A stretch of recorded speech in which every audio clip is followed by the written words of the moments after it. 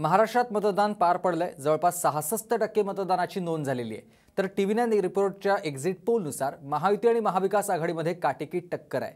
Exit पोलचे आकडे नेमके काय सांगतात पाहूयात। महाराष्ट्र विधानसभा निवडणुकीचं मतदान पार पडलंय आणि एक्झिट पोलनुसार महायुती आणि महाविकास आघाडीत काटेकी टक्कर आहे।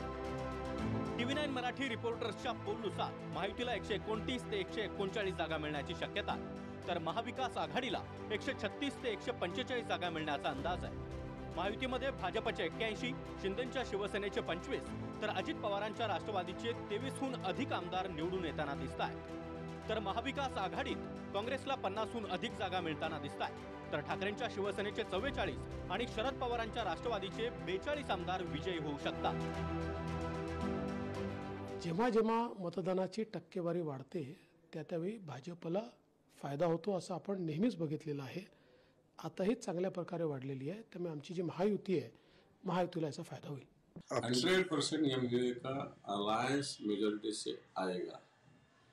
ये कहीं कौन से भी सर्वे आने दो, लेकिन एमयूए का, क्योंकि अभी लोकसभा के टाइम में मोदी 400, 450, 500 ऐसा बोलेंगे, क्या हुआ मोदी का 240 भी नहीं है। इसी प्रकार ये सर्वे है, लेकिन जमीन पे अलग बातें होती है और वो हमने देखी है। इसका अर्थ यही है इस महाराष्ट्र में एमयूए आ रही है। उनका जो एग्जिट पोल आया है उसमें 3 जो है लोग बोल रहे हैं कि महायुति की सरकार आ रही है, और मुझे भी पूरा विश्वास है महायुति की सरकार आएगी।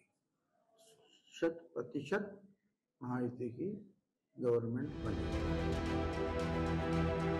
TV9च्या पोलचं वैशिष्ट्य पाहिलं तर भाजप 81 जागांसह सर्वात मोठा पक्ष होताना दिसतोय। काँग्रेस 50 जागांसह दुसऱ्या क्रमांकाचा पक्ष होण्याची शक्यता आहे, तर ठाकरेंची शिवसेना 44 जागांसह तिसऱ्या क्रमांकावर पाहायला मिळते आहे। शरद पवारांची राष्ट्रवादी 42 जागांसह चौथ्या क्रमांकावर आहे, तर शिंदेंची शिवसेना 25 जागांसह 5व्या क्रमांकावर गेली आहे आणि अजित पवारांची राष्ट्रवादी 23 जागांसह 6व्या क्रमांकावर राहण्याची शक्यता आहे। आणि महत्त्वाची बाब म्हणजे सत्तेच्या चाव्या या अपक्षांच्या हाती, अर्थात 13 ते 23 अपक्ष निवडून येण्याची शक्यता आहे। आता इतर पोल एजन्सीचे आकडे नेमके काय आहेत ते पाहण्यासाठी पोलवर एक नजर टाकूया। भास्करच्या पोलनुसार महायुतीला 125 ते 140 जागा, महाविकास आघाडीला 135 ते 150 आणि इतरांना 20 ते 25 जागा मिळू शकतात। लोकशाही रुद्रच्या पोलनुसार महायुतीला 128 ते 146 जागा, महाविकास आघाडीला 125 ते 140 जागा आणि इतरांच्या वाट्याला 18 ते 23 जागा मिळण्याची शक्यता आहे। झी न्यूज ICPLच्या पोलनुसार महायुतीला 129 ते 159 जागा, महाविकास आघाडीला 124 ते 156 जागा आणि इतरांना 10 पर्यंत जागा मिळू शकतात। तर P-Markच्या पोलनुसार महायुती 137 ते 157 जागा, महाविकास आघाडीला 126 ते 146 जागा आणि इतरांच्या वाट्याला केवळ 2 ते 8 जागा जाण्याची शक्यता आहे। हम लोग ये देखेंगे कि हम लोग इकट्ठा आके सरकार बना सकते हैं, और नहीं बना सकते तो इंडिपेंडेंट लेके साथ में बनाएंगे। क्यों नहीं बनाएंगे? इंडिपेंडेंट तो वैसे भी प्रिडिक्शन में 10-15 आ रहे हैं, तो इंडिपेंडेंट से बातचीत चल रही है, आप ये कंफर्म कर रहे हैं? कौन इंडिपेंडेंट आएगा मुझे तो मालूम नहीं है।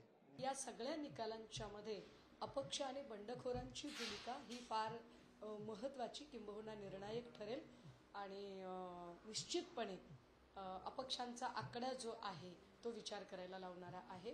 परंतु आम्हाला विश्वास आहे ज्या पद्धतीच्या भूमिका आम्ही लोकांपर्यंत घेऊन गेलेलो आहोत त्यानुसार आम्हाला स्पष्ट बहुमत लोक देतील। TV9च्या पोलनुसार महाविकास आघाडी आणि महायुतीमध्ये अटीतटीचा सामना आणि इतरांच्या तसंच अपक्षांच्या हाती सत्तेच्या चाव्या जाऊ शकतात, अर्थात 23 तारखेलाच पूर्ण निकाल समोर येईल।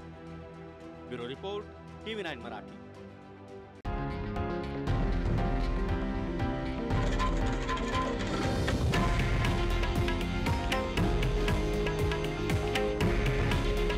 हे आहे देशातील नंबर 1 न्यूज नेटवर्क आणि आपण पाहत आहात TV9 मराठी।